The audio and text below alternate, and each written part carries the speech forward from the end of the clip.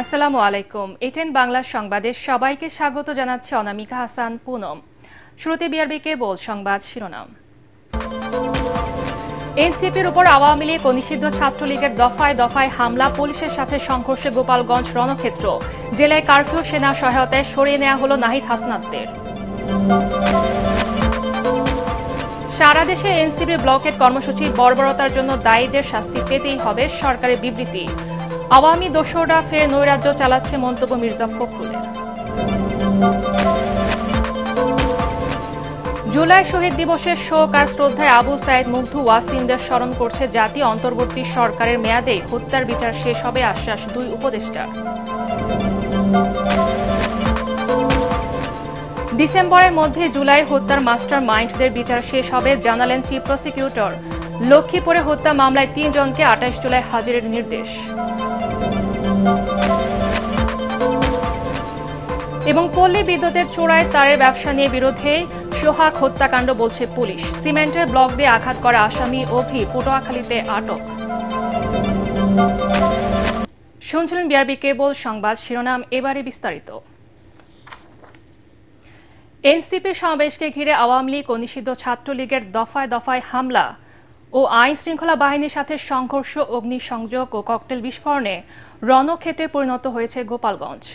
হামলার মুখে গোপালগঞ্জ সার্কিট হাউজে অবস্থান নেয়া এনসিপি নেতা নাহিদ ইসলাম, হাসনাত আবদুল্লাহ ও সার্জিস আলমদের সেনা প্রহরায় সরিয়ে নেওয়া হয়েছে নিরাপদে। সংঘর্ষ ও হামলা পাল্টা হামলার ঘটনার পর পরিস্থিতি নিয়ন্ত্রণে গোটা জেলায় কারফিউ জারি করা হয়েছে।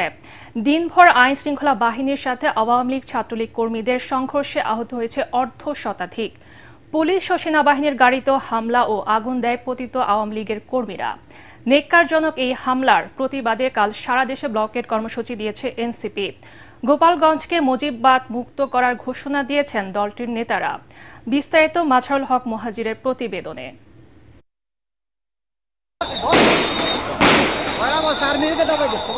জুলাই পদযাত্রায় গোপালগঞ্জের পৌর পার্কে পথসভা শেষে মাদারীপুরের উদ্দেশ্যে যাত্রা শুরু করতেই হামলার মুখে পড়ে এনসিপি নেতাকর্মীরা। হামলার মুখে অনেকটা অবরুদ্ধ হয়ে পড়ে নাহিদ ইসলাম সহ এনসিপি নেতাদের গাড়িবহর।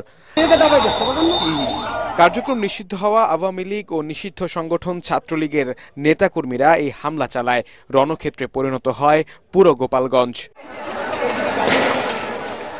পুলিশের সাথে আওয়ামী লীগ ছাত্রলীগের নেতাকর্মীদের মধ্যে শুরু হয় সংঘর্ষ, ধাওয়া পাল্টা ধাওয়া। টিয়ারশেল, রাবার বুলেট ছুড়ে হামলাকারীদের সরিয়ে দেওয়ার চেষ্টা করে পুলিশ। ইটপাটকেল নিক্ষেপ, রাস্তায় আগুন জ্বালিয়ে ব্যারিকেড তৈরি করে আওয়ামী লীগ ছাত্রলীগের নেতাকর্মীরা। পরিস্থিতি নিয়ন্ত্রণে জেলা শহরে ১৪৪ ধারা জারি করে গোপালগঞ্জ জেলা প্রশাসন। নিরাপত্তার কারণে নাহিদ ইসলাম, সার্জিস আলম, হাসনাত আবদুল্লাহ সহ নেতাদের সার্কিট হাউসে নেওয়া হয়। কয়েক ঘন্টা অবরুদ্ধ থাকার পরে এপিসিতে করে নিরাপদ আশ্রয়ে নিয়ে যাওয়া হয় এনসিপি নেতাদের।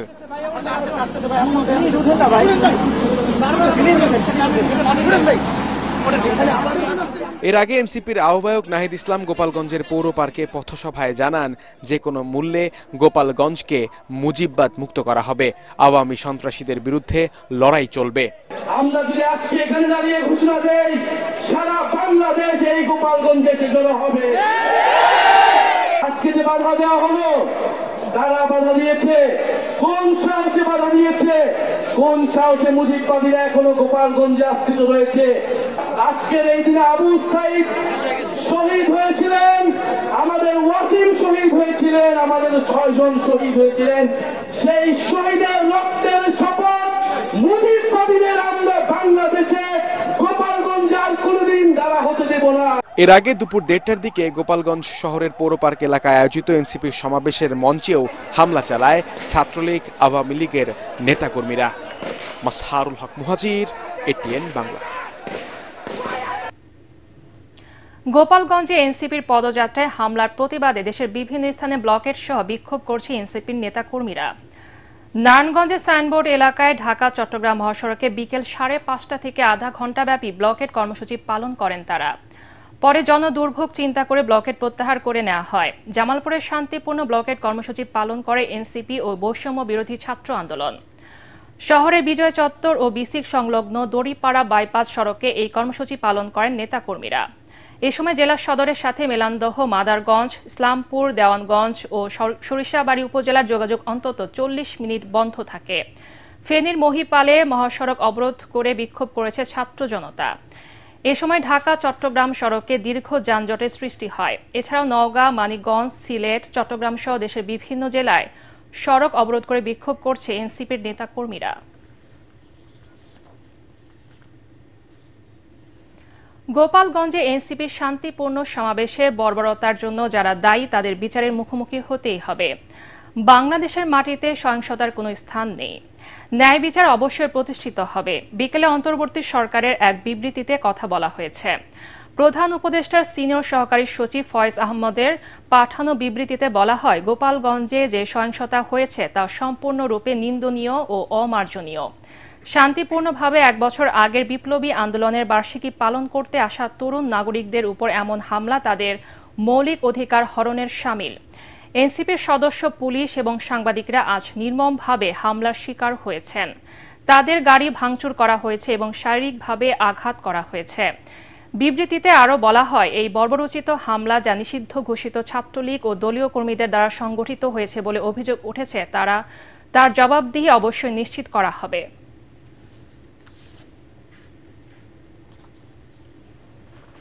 জাতীয় নাগরিক পার্টি এনসিপির কর্মসূচিতে হামলা দেশে নৈরাজ্য সৃষ্টি করে ফায়দা হাসিলের অপতৎপরতা বলে মন্তব্য করেছেন বিএনপির মহাসচিব মির্জা ফখরুল ইসলাম আলমগীর। এক বিবৃতিতে তিনি বলেন, অন্তর্বর্তী সরকারকে বেকায়দায় ফেলে ফায়দা লুটতে আওয়ামী দোসররা মরণ কামড় দিয়ে দেশে অরাজক পরিস্থিতি সৃষ্টির চেষ্টা করছে। দুষ্কৃতিকারীদের কঠোর হাতে দমনের বিকল্প নেই উল্লেখ করে মির্জা ফখরুল বলেন, গণতন্ত্র ও মানুষের ভোটের অধিকার প্রতিষ্ঠা সহ দেশে যাতে আবারও ফ্যাসিবাদের উত্থান হতে না পারে সেজন্য সব শ্রেণী পেশার মানুষকে ঐক্যবদ্ধ থাকতে হবে।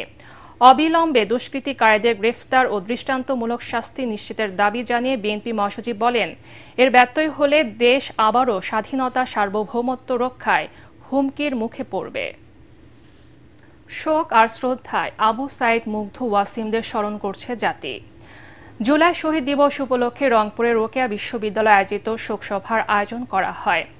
এতে অংশ নেন আইন উপদেষ্টা আসিফ নজরুল ও পরিবেশ উপদেষ্টা সৈয়দা রিজওয়ানা হাসান। এ সময় তারা আশ্বাস দেন, অন্তর্বর্তী সরকার মেয়াদে আবু সাইদ হত্যার বিচার শেষ হবে।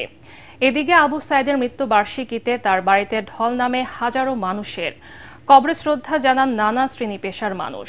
সারা দেশে পালন করা হয় রাষ্ট্রীয় শোক। রংপুর প্রতিনিধি মাহবুবুল ইসলামের পাঠানো তথ্য ছবিতে বিস্তারিত জানাচ্ছেন ইকরামুল হক সায়েম।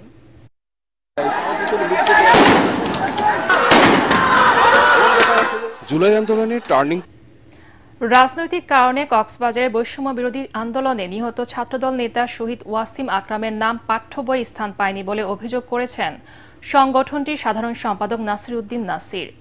শহীদ ওয়াসিমের প্রথম মৃত্যুবার্ষিকীতে পেকুয়ায় মরহুমের কবর জিয়ারতের পর তিনি একথা বলেন। নেতাকর্মী ও পরিবারের সদস্যদের নিয়ে শহীদ ওয়াসিমের কবর জিয়ারতের পর তার গ্রামের বাড়িতে যান ছাত্রদল নেতারা। এ সময় ওয়াসিমের পরিবারের খোঁজ খবর নেন তারা। গত বছর 16 জুলাই বৈষম্য বিরোধী ছাত্র আন্দোলনে গিয়ে শহীদ হন ছাত্রদল নেতা ওয়াসিম আকরাম।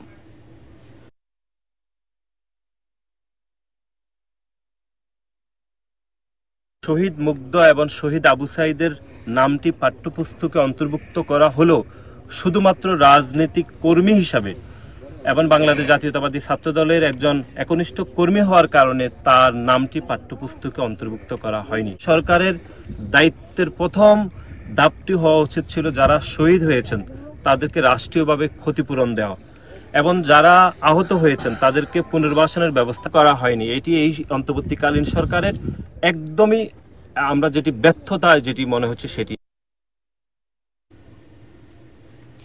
জুলাই শহীদ দিবস উপলক্ষে আজ সারা দেশে পালিত হলো রাষ্ট্রীয় শোক। গত বছর ছাত্র জনতার আন্দোলন চলাকালে রংপুরে পুলিশের গুলিতে আবু সাইদের নিহত হওয়ার দিনটি স্মরণে 16 জুলাইকে জুলাই শহীদ দিবস হিসেবে ঘোষণা করে সরকার। এই উপলক্ষে সব সরকারি, আধা সরকারি ও স্বায়ত্তশাসিত প্রতিষ্ঠান, শিক্ষা প্রতিষ্ঠান সহ সব সরকারি ও বেসরকারি ভবন এবং বিদেশে বাংলাদেশ মিশনে জাতীয় পতাকা অর্ধনমিত রাখা হয়। মসজিদ সহ বিভিন্ন ধর্মীয় উপাসনালয়ে দোয়া, মোনাজাত ও প্রার্থনার আয়োজন করা হয়। এছাড়া গণ অভ্যুত্থানে আওয়ামী লীগ সরকারের পতনের দিন 5 আগস্টকে জুলাই গণ অভ্যুত্থান দিবস ঘোষণা করা হয়েছে।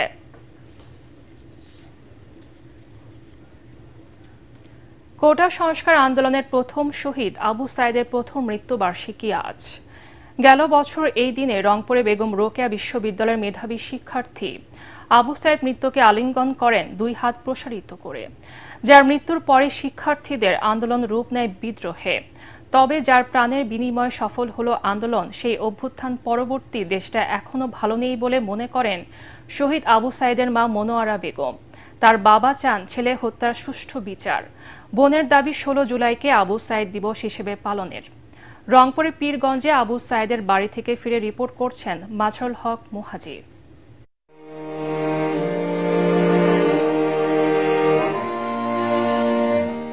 অন্যায়ের পক্ষে 100 বছর বাঁচার চেয়ে ন্যায়ের পক্ষে মরে যাওয়াটা সম্মানের, গর্বের। রংপুরের পীরগঞ্জে বেড়ে ওঠা আবু সাইদের চিন্তায়, দর্শনে ছিল এমনই মনোভাব, যার প্রতিচ্ছবি আজও অমলিন আবু সাইদের ফেসবুক প্রোফাইলে।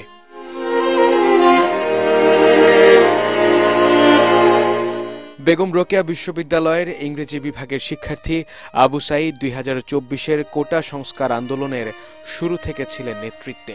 বৈষম্যের বিরুদ্ধে বলিষ্ঠ ছিল তার কণ্ঠস্বর। এখানে আমাকে ছাত্রলীগের সভাপতি আমাকে চড় থাপ্পড় মারছে, এখানে উনি আমাকে নিজে স্টিল আমাকে থাপ্পড় মারছে। 16 জুলাই 2024 আন্দোলনের এক পর্যায়ে পুলিশের ধাওয়ায় শিক্ষার্থীরা যখন ছত্রভঙ্গ হয়ে পড়ে, তখনই 2 হাত প্রসারিত করে পুলিশের সামনে দাঁড়িয়ে যায় আবু সাইদ।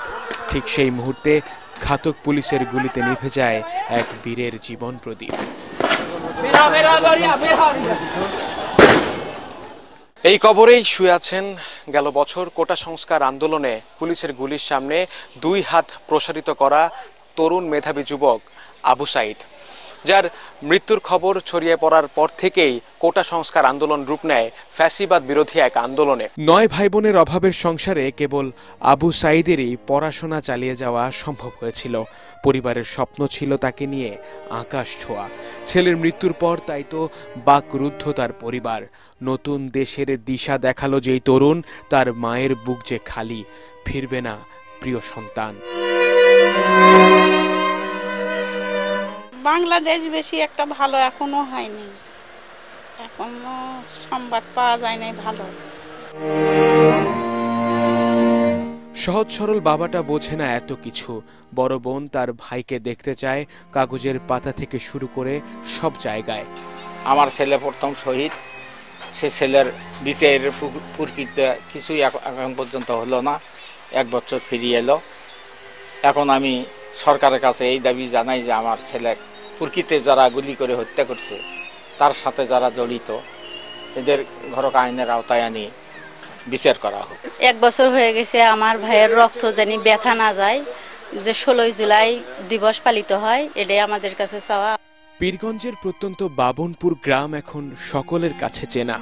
নতুন ঘর উঠেছে, সংসারে টাকা আসে, শুধু নেই আবু সাইদ।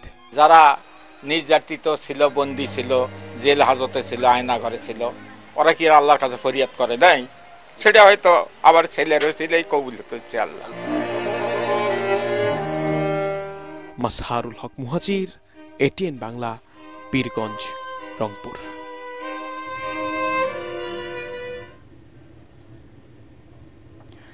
গোপালগঞ্জে কারফিউ জারি করা হয়েছে। জীবন মৃত্যুর মতো পরিস্থিতি না হলে সাধারণ জনগণ কাউকে ঘর থেকে বের না হওয়ার আহ্বান জানিয়েছেন স্থানীয় সরকার উপদেষ্টা আসিফ মাহমুদ সজীব ভুইয়া। সামাজিক যোগাযোগ মাধ্যম ফেসবুকে তিনি জানান, আইন শৃঙ্খলা রক্ষাকারী বাহিনীর সদস্য সংখ্যা বাড়ানো হয়েছে। নিষিদ্ধ সংগঠনের সন্ত্রাসীদের ছাড় দেয়া হবে না। নিজের ভেরিফাইড পেজে তিনি আরও জানান, পুলিশ কন্ট্রোল রুম থেকে সবকিছু মনিটরিং এবং প্রয়োজনীয় দিক নির্দেশনা দিচ্ছেন স্বরাষ্ট্র উপদেষ্টা সহ আইন শৃঙ্খলা রক্ষাকারী বাহিনীর প্রধানরা।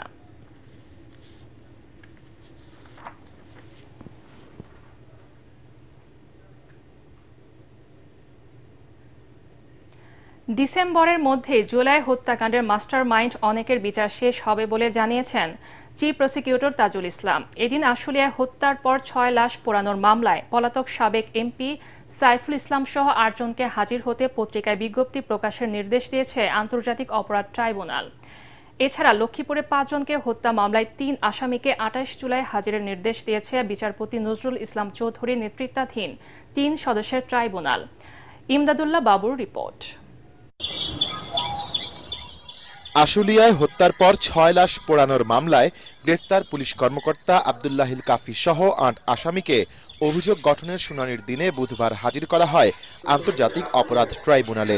এই মামলায় মোট 16 আসামির মধ্যে ঢাকা 19 আসনের সাবেক এমপি সাইফুল ইসলাম সহ 8 জন পলাতক। দীর্ঘ শুনানি শেষে ট্রাইব্যুনাল পলাতক আসামিদের 28 জুলাইয়ের মধ্যে আদালতে হাজির হতে পত্রিকায় বিজ্ঞপ্তি প্রকাশের নির্দেশ দেন। অন্যথায় তাদের অনুপস্থিতিতেই চলবে মামলার বিচার। যারা পলাতক আসামি আছে সেই 8 জনকে আগামী 28 জুলাই তারিখে আন্তর্জাতিক অপরাধ ট্রাইব্যুনাল নাম্বার 2-এ হাজির হওয়ার জন্য নির্দেশ প্রদান করে পত্রিকায় বিজ্ঞপ্তি প্রকাশের জন্য নির্দেশ দিয়েছেন। এছাড়া আরেক মামলায় লক্ষ্মীপুরে 5 জনকে হত্যার ঘটনায় মানবতা বিরোধী অপরাধের দায়ে নিষিদ্ধ ঘোষিত সংগঠন ছাত্রলীগের নেতা সহ 3 জনকে 28 জুলাই হাজির করার নির্দেশ দিয়েছে ট্রাইব্যুনাল। নতুন আরেকটি মামলায় আন্তর্জাতিক অপরাধ ট্রাইব্যুনাল নাম্বার 2-এ দাখিল করা হয়েছে। 3 জনকে ইতিমধ্যে গ্রেপ্তার করা সম্ভব হয়েছে। আগামী 28 জুলাই তারিখে আন্তর্জাতিক অপরাধ ট্রাইব্যুনাল নাম্বার 2-এ তাদেরকে প্রডিউস করা হয় এবং সেই দিন থেকে তাদেরকে এই মামলায় গ্রেপ্তার দেখানোর জন্য আদালত নির্দেশ দিয়েছে। তিনি আরো বলেন, আন্তর্জাতিক অপরাধ ট্রাইব্যুনালে জুলাই মানবতা বিরোধী অপরাধের ঘটনায় আনুষ্ঠানিকভাবে 2টি মামলার বিচার কার্যক্রম শুরু হয়েছে। শেখ হাসিনা, আসাদুজ্জামান খান কামাল, চৌধুরী আব্দুল্লাহ আল মামুনের বিরুদ্ধে সাক্ষ্য গ্রহণ শুরু হবে 4 আগস্ট। আরেক মামলায় 11 আগস্ট সাক্ষ্য নেওয়া হবে সাবেক ডিএমপি কমিশনার হাবিবুর রহমান হাবিব সহ 8 আসামির। এছাড়া জুলাই গণঅভ্যুত্থানে প্রথম শহীদ আবু সাইদ হত্যার বিচার শুরু হতে যাচ্ছে আগামী মাসে।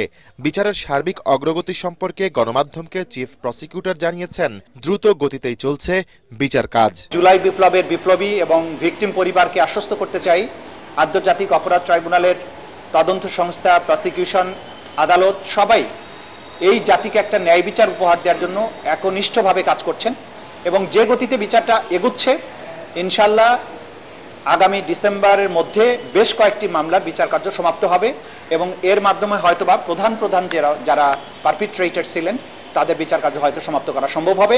আন্তর্জাতিক মানদণ্ড অনুসরণ করেই মানবতা বিরোধী অপরাধের তদন্ত ও বিচার চলছে বলেও জানিয়েছেন চিফ প্রসিকিউটর।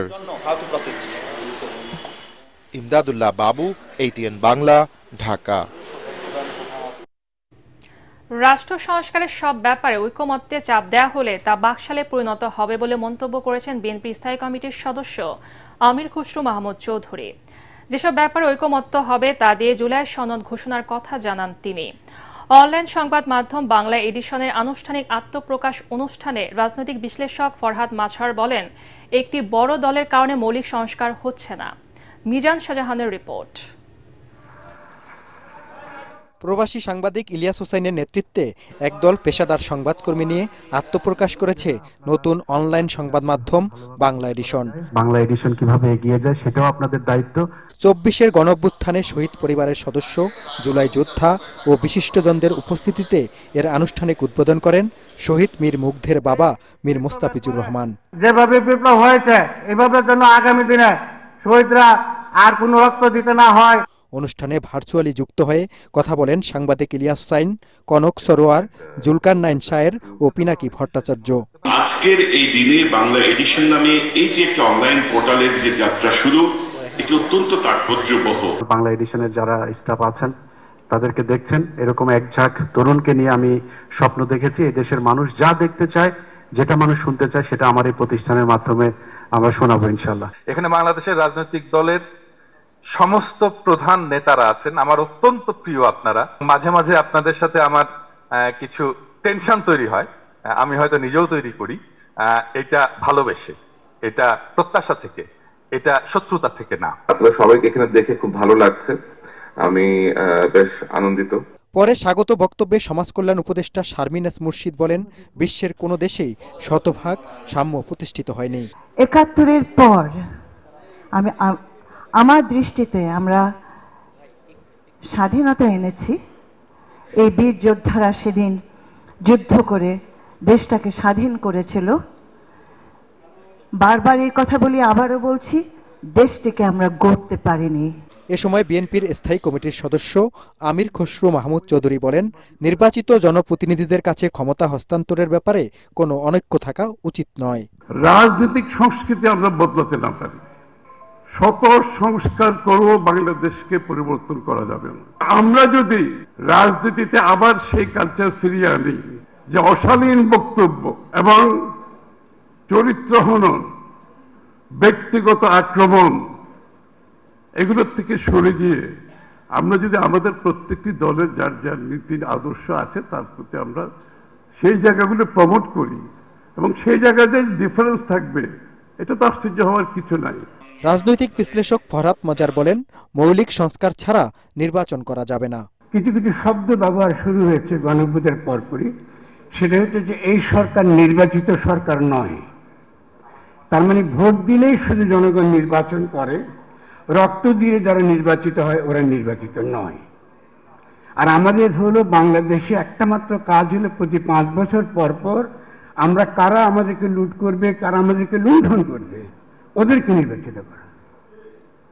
তো এটা তো বাংলাদেশ হতে পারে না, এই জন্য তো আমরা শহীদ হইনি। জামাতের সহকারী সেক্রেটারি জেনারেল এহসানুল মাহবুব জোবায়ের বলেন, দেশ এখনো শঙ্কামুক্ত নয়। আমাদের অনিশ্চয়তা ছিল, এখনো আছে। আমরা একটা ট্রানজিশন পিরিয়ড পেরিয়ে আসছি। এক্ষেত্রে আমার কথা একটাই থাকবে, সেটি হচ্ছে যে আমরা যাতে 24-এর যে অক্ষ ছিল সেই অক্ষটা যাতে আমরা হারিয়ে না ফেলি। নতুন সংবাদ মাধ্যমটিকে শুভকামনা জানিয়ে বক্তারা বলেন, ডান বা বামপন্থী নয়, হতে হবে বাংলাদেশপন্থী। নীরবতাটা বাদ দেন, আল্লাহর ওয়াস্তে যা বলেন তা বিশ্বাস করেন। মিজান শাহজাহান, এটিএন বাংলা, ঢাকা। বাংলাদেশে বসবাস করে যারা এদেশের স্বাধীনতা স্বীকার করে না তাদের জনগণ কখনোই ক্ষমা করবে না বলে মন্তব্য করেছেন বিএনপির স্থায়ী কমিটির সদস্য ডক্টর মঈন খান। জাতীয় প্রেস ক্লাবে মুক্তিযোদ্ধা দলের আলোচনা সভায় তিনি অভিযোগ করেন, কিছুদিন ধরে পরিকল্পিতভাবে বাংলাদেশের ভাবমূর্তি নষ্ট করতে নানা অপপ্রচার চলছে। জামাতের দিকে ইঙ্গিত করে বিএনপি চেয়ারপারসনের উপদেষ্টা জৈনুল আবদিন ফারুক দেশের স্বার্থে বিভেদ সৃষ্টি হয় এমন কর্মকাণ্ড থেকে বিরত থাকার আহ্বান জানান। বিএনপির শীর্ষ নেতাদের নামে অশ্লীল বক্তব্য ও কটূক্তিকারীদের সতর্ক করে বক্তারা বলেন, এর সাথে জড়িতদের দেশবাসী প্রত্যাখ্যান করবে।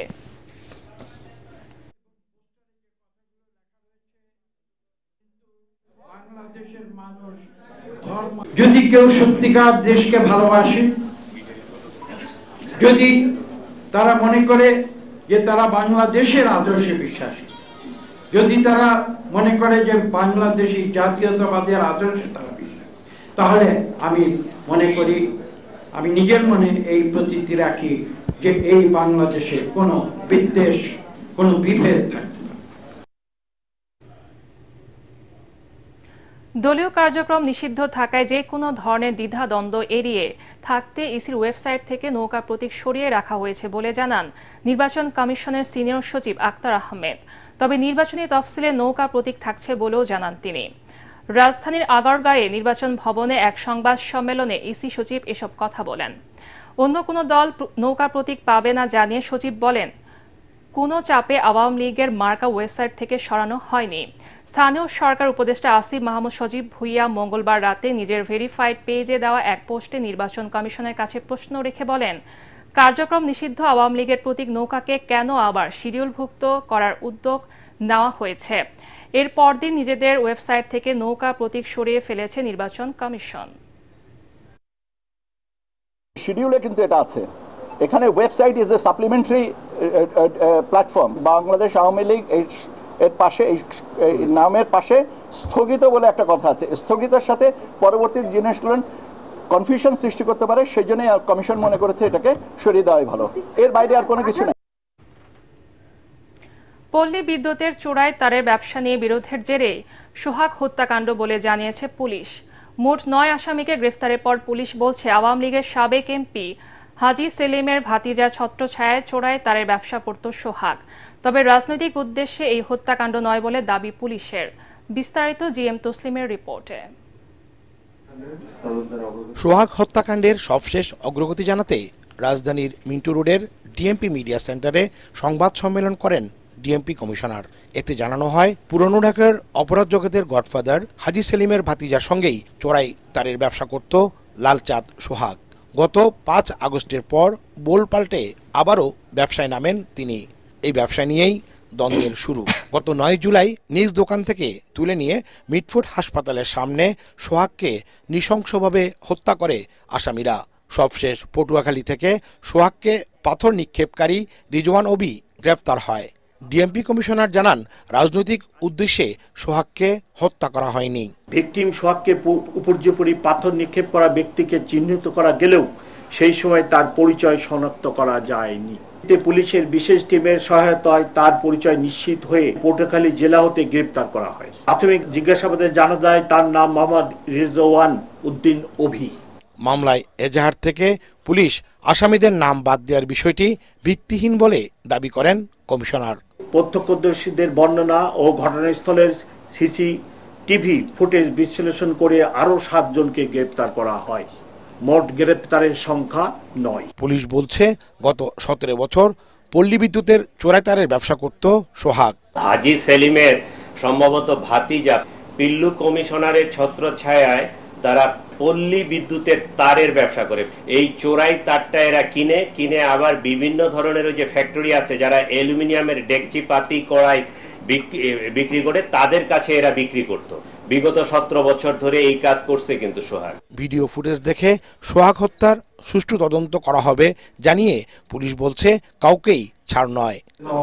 GM Taslim, ATN Bangla, Dhaka. অর্থনীতিতে স্বস্তি ফেরাতে নীতি সুদ হার বা রেপো রেট পয়েন্ট কমিয়েছে বাংলাদেশ ব্যাংক। এতে ব্যবসা বাণিজ্যে গতি বাড়বে বলে মনে করছেন বিশেষজ্ঞরা। তাদের মতে এতে ঋণ গ্রহণের সুদ কমবে, বাড়বে বিনিয়োগ। এতে মূল্যস্ফীতি নিয়ন্ত্রণে রাখার চ্যালেঞ্জও বাড়বে। নীতি সুদ হার কমানোর সিদ্ধান্তকে বাংলাদেশ ব্যাংকের সম্প্রসারণমূলক মুদ্রানীতির পদক্ষেপ বলে মনে করছেন বিশ্লেষকরা। শারফুল আলমের রিপোর্ট। তারল্য ব্যবস্থাপনায় ভারসাম্য আনতে এবং ঋণ সুবিধা সহজ করতে নীতি সুদ হার 8.5% থেকে কমিয়ে 8% নির্ধারণ করেছে বাংলাদেশ ব্যাংক। এতে কেন্দ্রীয় ব্যাংক থেকে বাণিজ্যিক ব্যাংকগুলো ঋণ গ্রহণে সুদের হার কমবে, ফলে বাজারে অর্থ সরবরাহ বাড়বে। এই প্রক্রিয়াকে বিশ্লেষকরা বাংলাদেশ ব্যাংকের সম্প্রসারণমূলক মুদ্রানীতির পদক্ষেপ হিসাবে দেখছেন। Central bank is looking for expansion monetary policy. তার মানে সেন্ট্রাল ব্যাংক নীতি সুদ হার কমিয়ে লোনের রেট নামাতে চায় এবং মার্কেটে তারগুলো সহজে দিতে চায়। SDFটা ছিল ব্যাংকগুলো দিনের শেষে যে এক্সেস লিকুইডিটি থাকে সেটা যেটা পার্ক করতে হচ্ছে সেন্ট্রাল ব্যাংক। সেখানে আগে দিতে 8.5%, এখন দিবে 8%। নীতি সুদ হার কমিয়ে তাদের খরচ বাঁচিয়েছে এবং একটা ইন্ডিকেশন দিতে যাচ্ছে মার্কেটে যে আমরাও যেন আপনার ডিপোজিটের নামাই। বিশ্লেষকদের মতে বাংলাদেশ ব্যাংকের নতুন এই সিদ্ধান্তে স্বল্প মেয়াদে ব্যবসা বাণিজ্যে স্বস্তি আনলেও দীর্ঘমেয়াদী সুবিধা পেতে আর্থিক সংস্কার জরুরি। যারা আমানতকারী তারা কিন্তু আর আস্তে আস্তে আমানত রাখা কমিয়ে দেবেন। অর্থনীতিতে চাঞ্চল্য তৈরি করার যে সুযোগটা ছিল, আমি মনে করি যে ইচ্ছাকৃতভাবে সেটা বাংলাদেশ ব্যাংক সেটি এড়িয়ে গেছে। ডিপোজিট ফ্যাসিলিটি কমানো হয়েছে, সুতরাং আমি মনে করি প্রপোর্শনেটলি আসলে ওই যে লেন্ডিং ফ্যাসিলিটি সেখানেও কিন্তু কমানোর সুযোগ রয়েছে এবং এটা করা উচিত। এবং একই সঙ্গে ওভারনাইট রেপো রেট যেটি আছে, তো সেটির ক্ষেত্রে কিছু যদি মডিফিকেশন আসে, কিছুটা কমে, তাহলে আমি মনে করি যে সেটা অর্থনীতির জন্য ভালো হবে। বাংলাদেশ ব্যাংকের নতুন সিদ্ধান্ত অনুযায়ী নীতি সুদ হার করিডোরের সীমা 11.5% এবং রেপো সুদ হার নীতি 10%ই অপরিবর্তিত রয়েছে। শারফুল আলম, ATN বাংলা, ঢাকা। এবারে আল আরাফা ইসলামী ব্যাংক অর্থ সংবাদ।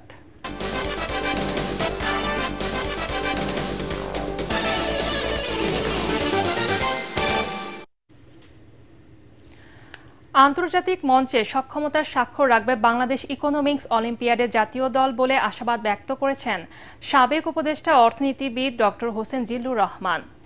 এই অলিম্পিয়াডের ব্র্যান্ড অ্যাম্বাসেডর মোহাম্মদ মনসুরুল হক বলেন, সরকারি বেসরকারি সহযোগিতায় প্রতিযোগিতার সেরা 5 জন বাছাই প্রক্রিয়া ছিল প্রাণবন্ত। মনির হোসেন তুপুর রিপোর্ট।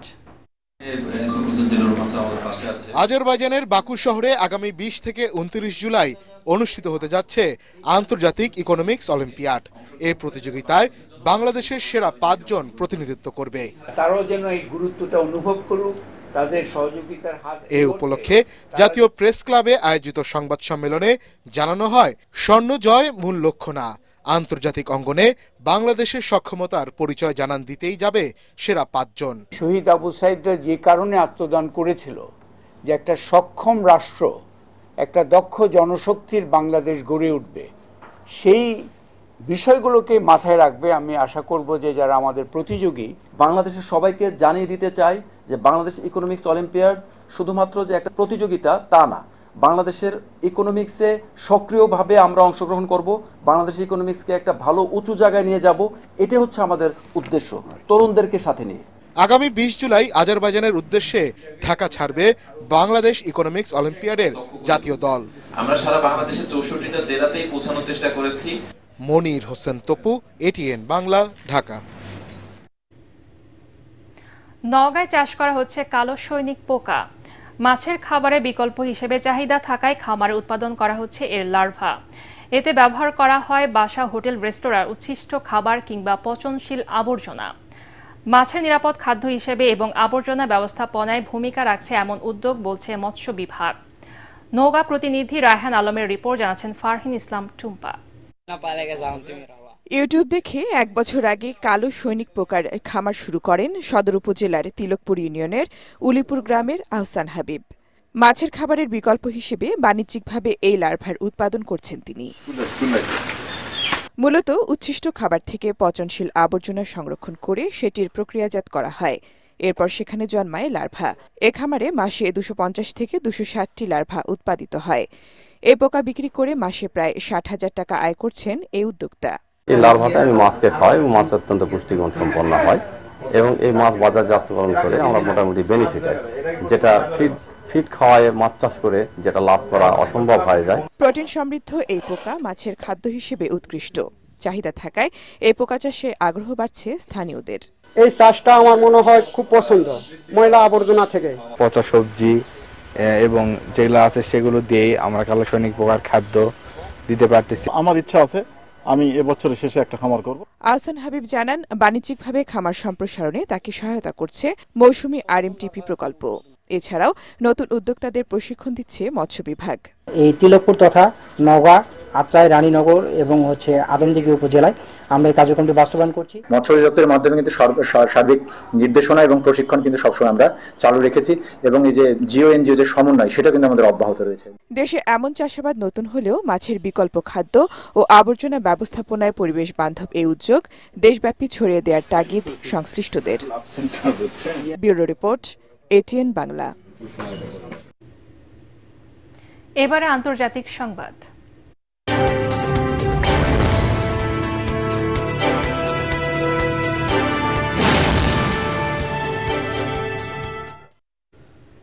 রাশিয়ার দেয়া শর্ত না মানা পর্যন্ত ইউক্রেনে অভিযান চলবে বলে জানিয়েছেন প্রেসিডেন্ট ভ্লাদিমির পুতিন। এ সময় ইউক্রেনের আরও অঞ্চল দখলে নেওয়ার ইঙ্গিত দেন তিনি। এর আগে পুতিনের যুদ্ধবিরতিতে রাজি না হওয়ায় হতাশা জানিয়ে ইউক্রেনে আরও শক্তিশালী অস্ত্র সরবরাহ ও কঠোর শুল্ক আরোপের ঘোষণা দেন ট্রাম্প। তবে বিবিসি এক প্রতিবেদনে জানিয়েছে, ট্রাম্পের এই ঘোষণা পুতিন প্রশাসনকে হতাশা নয়, বরং স্বস্তিই দিয়েছে। এসব হুমকির মুখেও যুদ্ধ না থামানোর ঘোষণা দিয়ে পুতিন বলেছেন, রাশিয়া এর আগেও পশ্চিমাদের আরোপিত কঠোরতম নিষেধাজ্ঞা পার করে এসেছে। আরও অর্থনৈতিক নিষেধাজ্ঞা সহ্য করতে প্রস্তুত মস্কো। রুশ সমর্থিত বিচ্ছিন্নতাবাদী ও ইউক্রেনীয় সেনাদের মধ্যে 8 বছর ধরে যুদ্ধ চলার পর 2022 সালের ফেব্রুয়ারিতে ইউক্রেনে রুশ সেনা পাঠানোর নির্দেশ দেন পুতিন। এবারে খেলার খবর।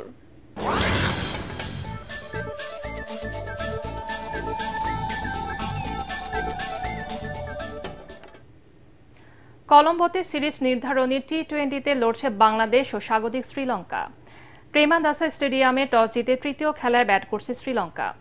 দুই দলই 3 ম্যাচের সিরিজে একটি করে খেলায় জিতেছে, ফলে শেষ ম্যাচটি পরিণত হয়েছে অঘোষিত ফাইনালে। এই খেলায় যারা জিতবে তারাই সিরিজ জিতবে। এবারে লঙ্কা সফরে বাংলাদেশ টেস্ট এবং ওয়ানডে সিরিজ হেরেছে। শেষ ম্যাচে বাংলাদেশ দলের একাদশে একটি পরিবর্তন আনা হয়েছে।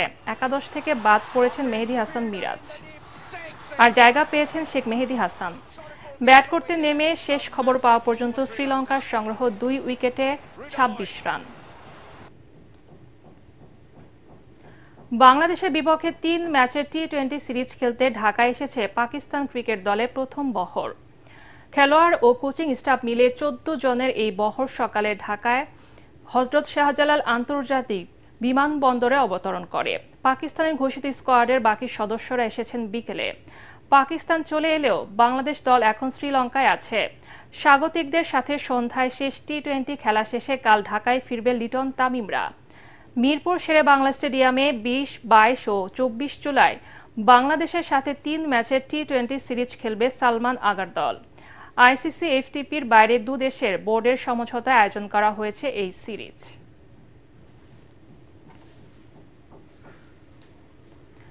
শেষ করার আগে বিআরবিকে বল সংবাদ শিরোনাম আরেকবার। এনসিপির উপর আওয়ামী লীগ ও নিষিদ্ধ ছাত্রলীগের দফায় দফায় হামলা, পুলিশের সাথে সংঘর্ষে গোপালগঞ্জ রণক্ষেত্র। জেলায় কারফিউ, সেনা সহায়তায় সরিয়ে নেওয়া হলো নাহিদ হাসনাতদের।